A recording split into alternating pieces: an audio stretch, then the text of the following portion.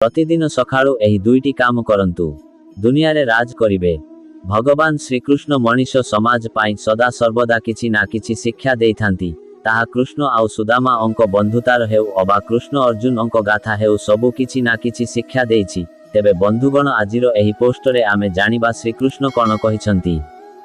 एहा सहित आमे जानिबा किपरि श्रीकृष्ण एवं माता लक्ष्मी को प्रसन्न करि हेबो।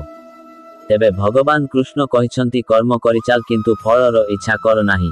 तेबे बंधुगण घरे सर्वदा पूजा करिबा उचित कारण कुहा जाय दिन रे 9 थर प्रार्थना रु गोटिए थर भगवान अंक पाखरे पहुंची थाए। तेबे बंधुगण धूप दीप सर्वदा देई पूजा करिबा उचित। एहा करिबा द्वारा घरु नकारात्मक ऊर्जा दूर होई थाए।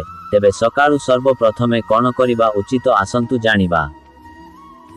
तेबे बंधुगण सकाळु मनीष शरीर रे नूतन ऊर्जार संचार होई थाए। सकाळु उठिबा द्वारा माता लक्ष्मी प्रसन्न होंती। एथि सहित आपणक जीवन रे सकारात्मक प्रभाव आसी थाए। कुहा जाय सकाळ भल हेले पूरा दिन भल बीती थाए। तेबे भगवान कृष्ण कहंती पूजा पाठ यज्ञ आदि सबु सकाळे करिबा द्वारा बहुत प्रभाव होई थाए। बंधुगण सकाळु उठी सर्वप्रथमे माटी माँ को मुंडिया मारिबा उचित होई थाए। भगवान कृष्ण कहंती माटी माँ बहुत दुख कष्ट सही थाए आम पाई। तेबे सकाळु जेउ व्यक्ति माटी माँ को पूजा करे अबा स्पर्श करे से बहुत आगकु जाई थाए। मनीष शरीर मध्य माटीर तत्व रे तैयारी एवं आमकु जहा भी दरकार माटी माँ सबु किछि दिए। सेथिपाई माटी माँ को सकाळु उठी प्रथमे प्रणाम करिबा उचित।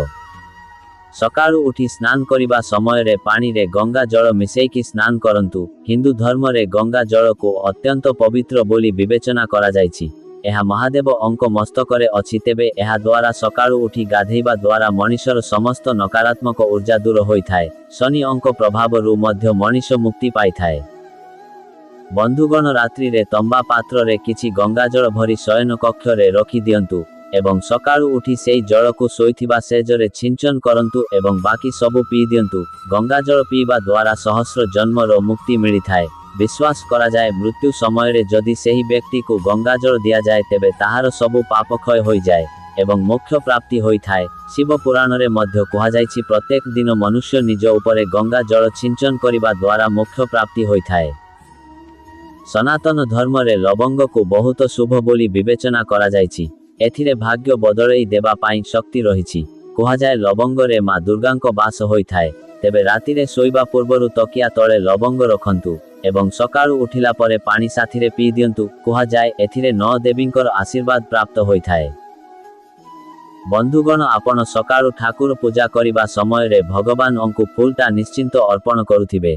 तेबे बाहर को जीवा समय रे एही फूलर पाखुड़ा रु गोटिए प्रसाद भाविकी पाई दियंतु। सबु कार्य रे सफलता मिलिबो। कौनसी गुरुत्वपूर्ण कार्य रे बाहर को जीवा को हेले चाउलर केतोटी दाना पाई दियंतु। एहा द्वारा कार्य रे सफलता मिली थाए। मां लक्ष्मीकर कृपा मिली थाए। बाहर को जीवा समय रे दही चीनी खांतु शुभ हेबो। तेबे बंधुगण भगवान कृष्ण एहा मध्य कहिसंती जे जेउ व्यक्ति मथारे चंदन लागंती तांकु सबुबेले भगवान अंक शक्ति घेरी रही थाए। सकाळु उठी चंदन लगेइबा द्वारा व्यक्तिर बुद्धि बढ़ी थाए। तेबे जेउ व्यक्ति सकाळु उठी सूर्य अंकु अर्घ्य दिए एवं तुलसी को जल प्रदान करे तांको भाग्य सबुबेले चमकी थाए। भगवान अंक अशेष कृपा मिली थाए। धन लाभ होई थाए। सुख समृद्धि सबुबेले रही थाए।